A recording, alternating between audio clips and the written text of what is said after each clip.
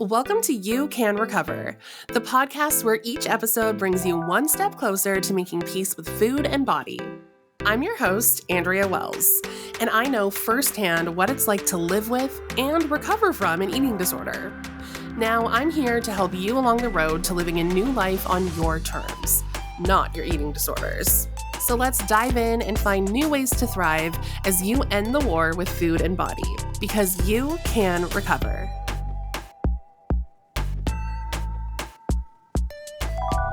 Hey, welcome back to You Can Recover. Today, I am premiering a brand new, very special type of episode that I'm going to bring in periodically. And this type of episode is called Diet Culture at the Movies. So I'm going to bring these episodes in periodically to explore different movies that have helped shape or reinforce the diet culture landscape, which in turn impacts how we feel about our own bodies and our relationship to food. So I'm going to review and reflect on certain films and how they talk about food and bodies and break it down from an eating disorder recovery lens. Because acknowledging and unpacking these movies from a recovery point of view can help to process the harmful messages that we see in the media and heal from them and move forward with more strength and resolve in our own recovery. Now, I am a core millennial through and through, so the movies that I think of that really impacted my own body image growing up and as an adolescent are movies that are from like the 90s, the 2000s, and the early 2010s. So I'll probably be focusing on a lot of those, though there are some recent ones I'd love to talk about as well. But today, for the very first installment of Diet Culture at the Movies, I am going to review 2012's Pitch Perfect. Now, the first thing that comes to mind when I think of this movie from a diet culture aspect is, of course, the character of Fat Amy. And I am really interested to dive into her and how the movie portrays her. Keep in mind that some of the content in this episode could be triggering, so just be mindful of where you're at in your recovery journey. I will be repeating some potentially upsetting and honestly really ignorant things that are said in the movie about food and bodies. And the word fat will be used a lot. But keep in mind, in recovery, we like to use the word fat as a neutral descriptor and not necessarily like a bad term. Although in the context of Pitch Perfect, it is not always used that way. But just know that I am always using the term fat as a neutral descriptor. So yeah, just be mindful of all that as we explore this movie. And I remember when I first saw Pitch Perfect back in 2012, it was in a movie theater. I was working at a radio station at the time, which had partnered with like a local theater to put on a special advanced screening of Pitch Perfect. So I got to go for free and hang out with some work friends and some colleagues, and that was pretty cool. And I was very much in the throes of an eating disorder at that time. And I remember how uncomfortable the character of Fat Amy made me. And that was largely due to my own struggles with food and body and my own internalized fat phobia that I still had to do a lot of work on. And also, as someone who's almost always been plus size or maybe mid-size sometimes, I also felt kind of represented at the same time with Fat Amy, which was nice, even though I was uncomfortable. And even though there are certainly many problematic things when it comes to Fat Amy, there are also some things that, if I recall correctly, are kind of like cool about her. But I haven't seen this movie in like, I don't know. I'm trying to remember 5, 6, 7 years maybe. I did rewatch it several times in the years after it came out because it's a funny movie. It's entertaining, but it's been a long time. I certainly haven't watched it while being in the strong place in recovery that I'm at now. So I'm excited to explore it again and see how I feel from a fresh new 2025 point of view. Oh, and Happy New Year, by the way. Oh, and of course, this is going to be very spoiler heavy. So fair warning for that too. If you haven't watched this, you don't want to be spoiled. There will be a lot of, I am going to talk about the whole plot in detail. So let's get into that now. And to refresh your memory, the synopsis of Pitch Perfect, according to the internet, is as follows. Quote, Pitch Perfect follows Becca Mitchell, a college freshman with dreams of becoming a music producer, as she reluctantly joins the Bellas, an all-female a cappella group at Barden University. Led by the overly ambitious Aubrey, the Bellas are struggling to regain their former glory after a humiliating defeat. As Becca works with her fellow group members, including the quirky Fat Amy and perfectionist Chloe, they bond through music and rivalry with the all-male group, the Troublemakers. Along the way, Becca's innovative musical approach helps the Bellas find their unique sound, leading to a dramatic showdown at the National A Cappella Competition. Ultimately, the team learns about friendship, teamwork, and embracing individuality. End quote. Okay, so let's dive into Pitch Perfect from 2012.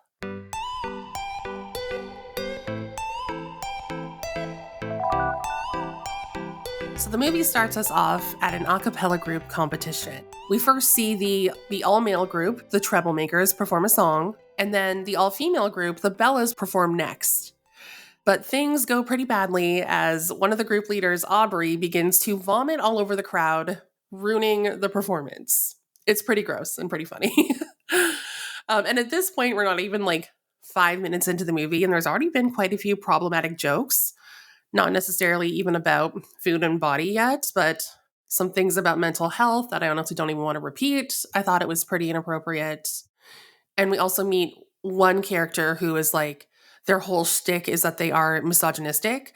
So if you've seen this before and you remember the two commentators at the a cappella competitions, there's the one with Elizabeth Banks and then John Michael Higgins. So his character, he's supposed to be very sexist and misogynistic, and he demonstrates that right off the bat. So there's certainly some edgy jokes there, you could say. But at least in the movie, it's like not necessarily condoning what he's saying, but it's still a little cringy to watch. So anyway, that performance happens, there's the vomiting mishap, and then we jump to 4 months later, and we meet the main character of the movie, Becca, who's played by Anna Kendrick. So we watch her arrive to the college campus of the fictional Barden University, where she's a brand new student. She meets some people, she meets her roommates, and then there's a scene where she's inside her dorm room getting acquainted, and her dad drops by, and he is apparently a professor at the school, so he can drop in whenever he wants, and they establish one of the key plot points about how Becca's real dream is not to go to college, but she wants to become a music producer and move to LA and work at a record label. But her father doesn't believe in that. He doesn't think that it's a realistic or a profitable career. So he's pushing for her to get this college education, especially because she gets free tuition due to him being a professor. So we establish that pretty quickly. And then after that, we see Becca exploring the campus, and we're brought to a scene where there is like an open courtyard on the campus, and there's a bunch of different student groups with booths to try and like recruit people to their clubs and activities. So we see the Troublemakers again, and they are established as the rock stars of a cappella. And then we're also reunited with the Bellas, who are struggling with a very tarnished reputation due to their mishap on stage a few months earlier. And this point is actually driven home through some body shaming. So the two leaders of the Bellas are trying to get people to join the group, and they're having a hard time because their reputation has been affected. So someone named Barb walks by who has auditioned for the Bellas in the past, and the leaders of the Bellas are like, "Hey Barb, like, do you want to audition this year?" And then Barb is like, "Oh, so now that you've puked your way to the bottom, you guys will actually consider me? I auditioned for you 3 times and never got in because you said my boobs look like baloney." And then Barb like puts her hands on her hips in protest, and as she's doing that, it kind of like pushes her cardigan out of the way so you can see that she's wearing a white t-shirt underneath that's see-through, and you see the outline of like large dark nipples on her chest. And I remember the theater bursting out into laughter when this happened because like, oh, haha, dark big nipples are funny, right? No, not right. And this is not exactly about weight or body size in this moment, but it certainly is about beauty ideals. So as I watch this now, my first thought is like, that's not funny. It's not a joke. Nipples come in all kinds of colors, shapes, and sizes. All nipples are good nipples. So rock those nips, baloney Barb, and good on you for walking away from people who had rejected you based on something so trivial and irrelevant to your actual skills. Because we do see her later on with a different a cappella group, and she's a good singer. So I'm glad baloney Barb knows her worth. But of course, the two leaders of the Bellas are really disheartened by this, to be rejected by someone who they had once rejected multiple times. And the main leader of the Bellas, Aubrey, she's upset, but she's trying to console herself. And she's like, it's okay. I am confident that we're going to find 8 super hot girls with bikini-ready bodies and perfect pitch. And I'm sure we know what she means when she says that. Super hot and bikini-ready means skinny. And then the second leader in command, Chloe, has another idea. She says, or what if we just pick good singers? Okay. What a concept. Picking people for a singing group based on their singing abilities and not how they look in a bikini. Chloe is onto something here, I think. But right at this moment, someone who is not skinny walks by. And she's like, "What's that about good singers?" He said. "I'm a good singer." And then she demonstrates this and shows off some singing. And the Bella's leaders are impressed and they ask this singer for a name. And she goes, "Da da da da, I'm Fat Amy." We finally meet this iconic character. And right away, the leaders of the Bellas are taken aback by her calling herself Fat Amy. Because while I am someone who's many years into eating disorder recovery, and I now know that the notion of being fat is not inherently bad or unhealthy. It's okay to be fat. It's okay to be skinny. It's okay to be whatever size you are. All bodies are good bodies. But our characters in this movie are obviously looking at it from the stance of fat being a bad thing to be or a bad way to describe yourself, rather than a simple body descriptor. So the leaders of the Bellas are like, "What? Why would you call yourself Fat Amy?" And then Amy replies, "So twig bitches like you don't do it behind my back." Okay, fair. Go off, Fat Amy. No notes. So the leaders of the Bellas are impressed by her singing abilities, her candor, and her ability to just be her unapologetic, awesome, fat self. And they invite her to officially come and audition to join the Bellas. And then next, we have a quick moment where the main character, Becca, walks by the Bella's table and they talk to her a little bit and try to see if she's interested in joining in auditioning. But Becca's like, "Nah, I think acapella's lame. I'm good." She instead decides to sign up as an intern for the campus radio station, which is much more her style. So we see her work some shifts at the campus radio station, and she meets the male lead of the movie, Jesse, and they kind of begin some flirting. There's like a love story there. I'm not going to get too deep into it. It's not super relevant to what we're talking about today, but we see her, meet him. And then next we cut to a new scene where Becca is in her dorm room. And at this point, the movie establishes that she's been at school for a month now, and her professor dad shows up to give her crap because she's been skipping classes, she's not making any friends yet, and he doesn't feel like she's getting involved in enough activities. Now, Becca does mention, like, "Hey, I have that internship at the radio station, like I am doing something," but her dad's like, "No, that's not good enough for me." And again, he doesn't approve of her being interested in the music industry or DJing. So he tells her that if she tries joining a group that's different from anything she's ever done before, and if she still doesn't like college by the end of the school year, he will let her quit school and he will help her move to LA to pursue her music producer dreams. So in perfect timing, after this conversation, Becca heads to the dorm room showers, and she coincidentally runs into one of the leaders of the Bellas, Chloe. She's also showering, and Becca is showering, and she's singing in the shower, as many people do. And Chloe overhears this, and she loves what she hears, and basically sexually harasses Becca into agreeing to audition for the group. Seriously, it's so inappropriate. Chloe barges into Becca's shower stall while they are both fully nude. And Becca's like, "What the hell are you doing? Get out of here. We're both naked. Like, I'm not comfortable." And Chloe's like, "No, not until you sing for me more and agree to audition for the Bellas." So Becca is like under duress and like singing to get Chloe to go away.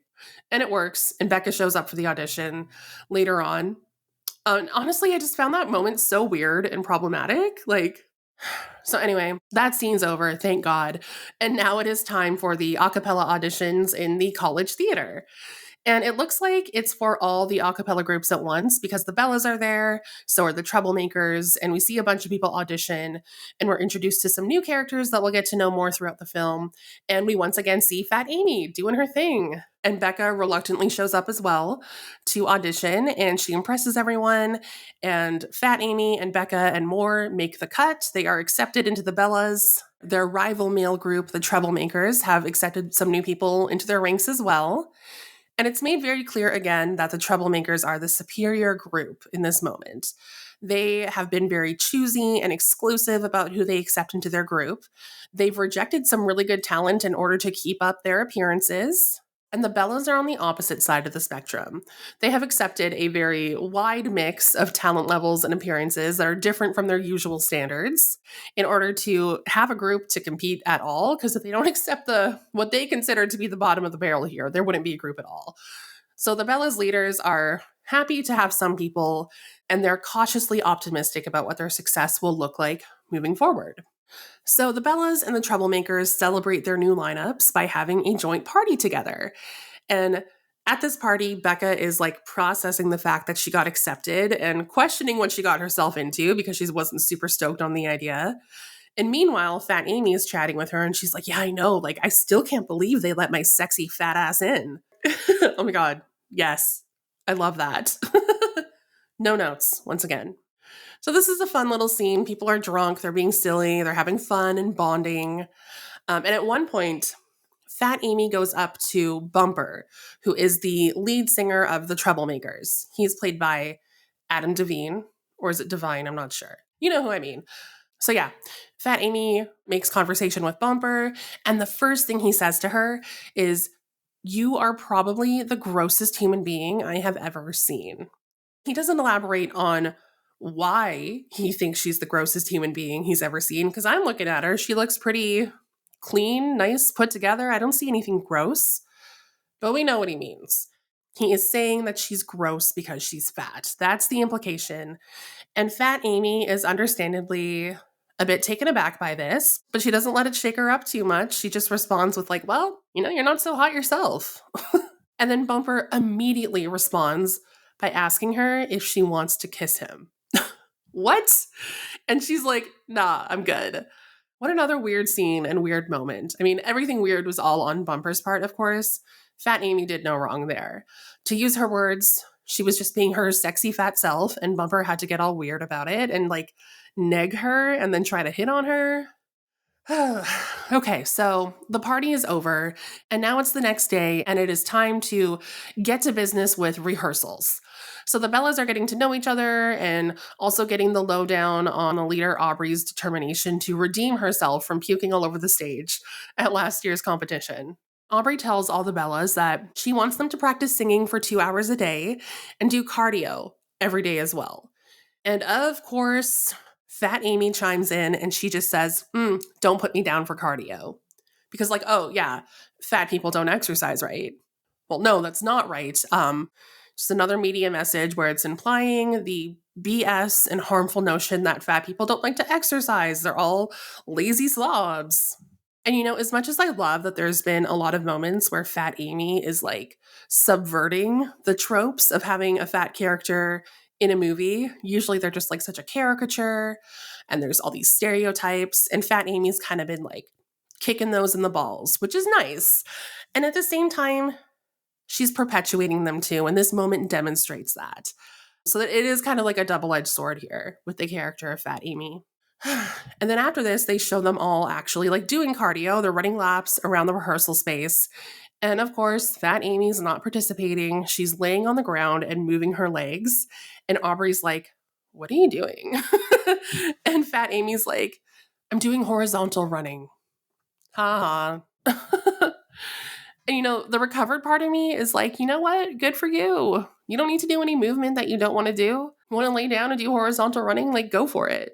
But of course, I find it annoying too that it's only the fat character that is skipping out on the running and not anyone else. Ugh. Anyway, we now get some moments of reprieve from singling out Fat Amy for being fat. We next dive into a training montage of the Bellas rehearsing and practicing their singing and dancing, all in preparation for the first performance of the season. And this performance is at a mixer at a fraternity house. And the Bellas are there, they're doing their thing, and the frat guys are not impressed. They tell them to stop performing, and one of the guys says, we wanted the hot Bellas, not this barnyard explosion. And then the camera pans over to, like, I guess what is supposed to be an oddball group, I guess. I can't help but notice that I just see some normal people standing there. But compared to the beginning of the movie when we first meet, like, the original Bellas lineup, they all have the same kind of look. Like, they're all very thin, white, tall, stereotypical supermodel kind of look. And now the new Barnyard Explosion Bellas come in more shapes, sizes, skin colors, which I guess by 2012 college male standards is undesirable. So the Bellas regroup after this performance and they decide that they are going to try and do better. They're not going to let this get them down. They're going to keep working on their singing, their performing skills, and just do the best that they can. And then we get a bunch more scenes of the love story and following Becca around. And then we get to the iconic riff off scene. So this is where like all the a cappella groups get together on campus after dark in a dirty, empty Olympic-sized swimming pool, and they compete in an improvised a cappella performance. And this is a fun scene. Like the songs are fun. It's kind of cool how they all like improvise on the fly. And also this is an important scene in the movie because this is when the Bellas like kind of find their groove together as a group. Like they do a good job together. They're vibing together. So it's like a pivotal moment there. It's just fun to watch. There was one moment of Fat Amy getting singled out. The Bellas were singing No Diggity. And there's a line in the song that's like, I got game by the pound. And then at that point, Fat Amy like shakes her stomach. And again, it's just like, oh yeah, fat girl, she's got game by the pound, fat stomach, shake the fat stomach, like, boring. And of course, none of the other people are doing that, just Fat Amy. Let's celebrate a recovery win on You Can Recover. This one comes from a fellow member of our You Can Recover community, going by the alias Mr. Cadman. And they said, quote, with the new year among us, I have been going through a lot of very real changes. These changes have been a lot easier now that I've been fueling myself properly. I actually have the energy to be present in my own life, and I am so grateful I made the decision to recover. While not every day I feel this way, some days are harder than others. I try to remind myself that recovery is not linear. And if you're thinking about starting recovery, go for it. Recovery is so worth it. You either deal with the pain of staying stagnant or you deal with the pain of growing. Happy New Year! Thank you, Mr. Cadman. I love the hopeful New Year message, and I'm so glad that fueling yourself is helping you to feel present and have good days in recovery. That is amazing to hear. And it is worth it. That was this week's recovery win with You Can Recover. If you're celebrating a recovery win of your own, let me know. I want to share it and shout it from the rooftops for you. Let's celebrate together. Nothing is too big or too small to share. Get in touch with me at You Can Recover Pod on Instagram. Slide into my DMs. Let me know your recovery wins, or reach out to me by email at youcanrecoverpod@gmail.com. So anyway, the riff-off ends and the Bellas lose, but it is a moral victory because they did better than they have so far together. And then we're back to another scene of rehearsals with the Bellas. And then Fat Amy is again singled out. They are practicing a dance routine and Fat Amy's breathing pretty heavily. And she's like, I really should have taken that cardio advice more seriously. Cool. I'm getting annoyed with these jokes. Again, it's that double-edged sword. Some comments from Amy about her body size are lit. Some of them are lame. This is a lame one. Not long after that, she is told that she will be given the opportunity to have a solo performance in the upcoming regional a cappella competition. And that's where we find ourselves next. So the Bellas take the stage and the judges and commentators react to their new lineup. It's Elizabeth Banks and John Michael Higgins again, their characters. And again, remember, the male judge is established as like a misogynist. So he's supposed to be like controversial. So when he sees the Bellas hit the stage, he says, word for word, quote, wow, this does not look like the fresh-faced nubile Bellas that we have come to know. Is it me, or are those skirts just not working anymore? End quote. So my snarky recovered brain is like, I don't know, the skirts look fine to me. They look intact. They're functioning. The skirts seem to be working fine. And yeah, I'm being silly. Like, I know what the comment means. He is saying that their bodies don't look good in the skirts. And it's not as bothersome to hear because this character, again, clearly is supposed to be ignorant, even in the context of the movie. But the real bummer is when the woman judge, she chimes in trying to give a more positive spin. And she's like, oh, like it's different. It's refreshing. They're mixing it up. And then she adds, though it is displeasing to the eye. Boo. So it's like kind of affirming that despite all the ignorant stuff, the male judge says that he was actually right about the Bellas not looking hot enough. It's just so stupid. And I'm so glad that I'm in a strong place in recovery now to recognize that that's stupid. Please know that anybody can wear any skirt. End of story. So the Bellas perform, and during their final song, this is Fat Amy's moment where she has the solo lead and she absolutely kills it. She's a true star. And the crowd loves her, the judges love her. She just dominates the stage, and it's really fun to see. Amy's performance is a hit, and this helps the Bellas secure second place in the competition, so they get to advance to the next round along with their rivals, the Troublemakers, who took first place. And then after this, a bunch more wacky stuff happens that's not really relevant again, so I'm not going to super dive into it. But I will jump forward to when the Bellas are heading off to that next competition. So they are on their rented bus, driving to the competition location. And Fat Amy is the driver of the bus, and she stops to get some gas. So she's filling up at the gas station on the side of the road, and the Troublemakers drive by in their bus. And they notice that it's Amy, and they're like, oh my God, it's Fat Amy. And so then Bumper, the leader of the Troublemakers, takes the burrito that he's eating and he throws it out the window of the bus, and it hits Amy as they drive by. And it's honestly a pretty funny moment. Just the way she reacts to being hit is hilarious. And I am honestly confused. Maybe I'm being naive because of where I am in recovery, but my first thought is like, I don't think this has anything to do with Fat Amy being fat at all. Like her body size isn't mentioned other than calling her Fat Amy, which is what she asks people to call her. So like I'll give a pass on that. And it is known that the Bellas and the Troublemakers are rivals. And she was the only one from the group that the Troublemakers saw, and they were like kind of working with what they had in a quick moment, hoping to sabotage the Bellas. So I actually don't think that this is a fat joke to throw the burrito at her, but I could be being naive. I could be wrong. But I like my possibility more than the toxic one, so I'm just going to roll with it. So not a ton happens with Fat Amy after this for a little bit. The Bellas perform at the next competition and they lose. Turns out the leader of the Bellas wasn't crazy about Fat Amy showing so much personality in the last performance, and she really emphasized to just keep doing the same boring routines, and it lost them the competition.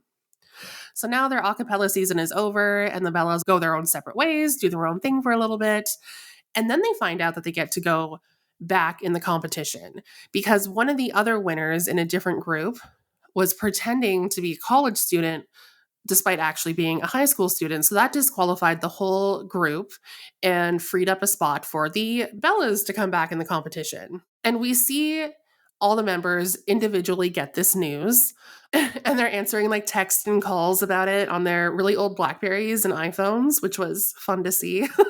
2012 doesn't feel like it was that long ago, but it was. It's been 13 years and the tech looks different. So that was nostalgic. But yeah, when Fat Amy gets the call, she is lounging in a pool surrounded by some stereotypically hot guys. And I remember people laughing at that in the theater when I first saw it, because the idea of a person who is fat and therefore deemed unattractive by society hanging out with some people who are stereotypically hot in swimsuits was a preposterous idea. And of course, I don't agree with that now. I mean, first of all, attractiveness is ultimately subjective anyway. Like, yes, there are societal standards that some people subscribe to, but at the end of the day, beauty really is in the eye of the beholder. But I also do kind of like that they just showed Fat Amy and her hot guys together, and they didn't really make any commentary about it or like why it was happening or imply anything about how the audience should feel. It really is just objectively some people hanging out in a pool together, and how you might interpret that really just depends on your own biases about people. So anyway, the Bellas are back together again, and they are allowing Becca to have creative control. to hopefully freshen up the group a bit and help them win because their old routines weren't working anymore. So they come up with some new songs, some new outfits, and dance routines, and they are ready to perform at the finals. But before they go on stage, they kind of have this like sweet little bonding moment where they're all sharing their appreciation and their love for each other. And Fat Amy is like, even though some of you are pretty thin, I think you've all got fat hearts, and that's what matters. That's so true, Fat Amy. No matter your body size, you can be fat at heart where it really counts. And this is a moment I do like, where it's kind of like subverting and being silly about the idea that being fat is a bad thing. In this context, with Amy's compliment, it's a good thing. I'm here for it. So the Bellas hit the stage and their performance is honestly, it's fun. Fun as hell. They finally all got personality, spirit, charisma, and talent. It is a joy to watch. No more boring songs, no more playing it safe with the same old routines. They are shaking it up and the crowd loves it. The Bellas win the competition. The movie ends with jumping forward to next year where we see Fat Amy and Becca as the new leaders of the Bellas ready to audition the next round. So also that shows us that Becca ended up loving the Bellas so much that she didn't take her out from her dad to go move to LA. She stayed at school to keep performing with the Bellas. That also sets us up for Pitch Perfect 2, which I might review in the future. But for now, the movie is over. What a fun ride. I will share some of my closing thoughts and overview of everything that we just took in. I will say, first of all, that the movie wasn't as bad as I feared it would be when it comes to talking about body sizes and fat people. It still largely wasn't great, but I was surprised to see that I actually found some of it kind of refreshing. And I think when I used to watch this movie in the past, I felt so uncomfortable with the character of Fat Amy. So I think looking back in my memories, I just had this general feeling of like unpleasantness when it came to her. So I expected worse from the movie because of that. But also, I understand now that back then I was very much in the midst of an eating disorder and in a really difficult place with weight and food. But honestly, watching it now, like Rebel Wilson as Fat Amy is the real star of the movie. She steals every scene. And even with my discomfort back in the day, I still really remember finding her to just be like hilarious and a gem out of the whole cast. And I don't think I'm alone in that because this movie is like the movie that made her a star. And I definitely remember back in the day feeling like, like what an unlikely thing to see a fat woman be likable and successful. Because Rebel Wilson definitely had a lot of success outside of this movie as well. And that was a unique concept to me back in the day, I guess. I remember feeling some cognitive dissonance like, oh, I like Rebel Wilson, but she's fat. But she's cool and I like her, even though she's fat? Interesting. And I can't help but feel like a lot of people probably felt that way. So in a way, I think that's kind of a cool example. Though I do wish that the movie and the media in general focus more on her just kind of being her unique, awesome, entertaining self rather than focusing on her body. She has said in interviews in recent years that she felt really like typecast and delegated to being like the funny fat friend no matter what she did. But she also said herself that she also is all for body positivity and liberation. And I think there's a lot of charm in that you can see in her and in Fat Amy. And she said she loved Fat Amy and, how she's just herself. And I agree. Fat Amy's cool. She's like, I'm fat. I'm me. I'm awesome. Take it in, world. Take it or leave it. This is me. And I do think Fat Amy was helpful towards helping fat people to be less of a caricature or someone who's like wholly undesirable. And again, this is done imperfectly because, yes, in some ways she is challenging the ignorant tropes about fat people in the media, and in other ways she is perpetuating them too. And there was also a lot of other problematic stuff in this movie, like beyond food and body, particularly around things like gender, race, sexual orientation. And a lot of that came from Fat Amy herself, which was disappointing. I could probably do a whole other episode on those things too, but this is an eating disorder recovery podcast. So we'll focus on food and body. And speaking of food, there really wasn't much in terms of food comments in the movie. It really was more body focused. I clocked one problematic food comment about halfway through the film that I'll dive into now. So there's this scene where Becca and Jesse, the guy she's dating, they're like working a shift together as interns at the college radio station. And the station manager is there too. And the movie has kind of presented it like Becca could either date Jesse or the station manager. Like they're both kind of into her. She's kind of into both of them. And it's like, oh, like who's the right guy for her? So anyway, the station manager asks them to go buy him lunch. And Jesse is like, oh, I hope you're not getting another hamburger. Like you won't be 22 forever. And then the station manager just lifts up his shirt, revealing a six-pack abs. And he just goes, I think it's fine. And then Becca blushes and she's like, oh, yeah, I think he's good. And honestly, this exchange is so quick and it's barely relevant to the plot. And as someone who's many years into recovery, I did mentally like hone in on that message about food. So even though Jesse doesn't say it outright, like obviously we know that the reason he's warning the station manager about eating burgers is because he's saying like, don't eat too many burgers or you're going to get fat. Though that is BS. If you hear something like that, just know that you can eat and enjoy whatever you want, no matter what your body size is, without worrying about how that your body may or may not change.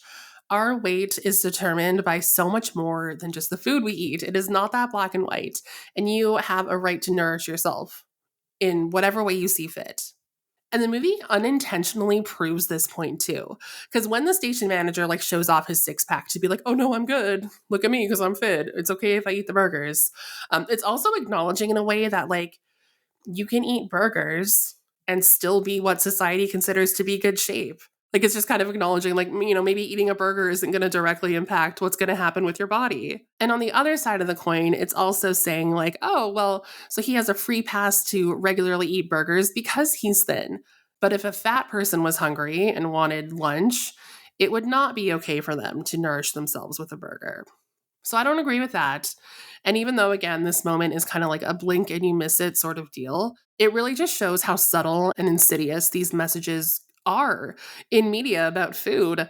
They come so quickly, but we internalize it. And these messages hurt our ability to nourish ourselves intuitively and to make peace with food. So next time you see a comment like that in something you're watching, acknowledge that it is nonsense.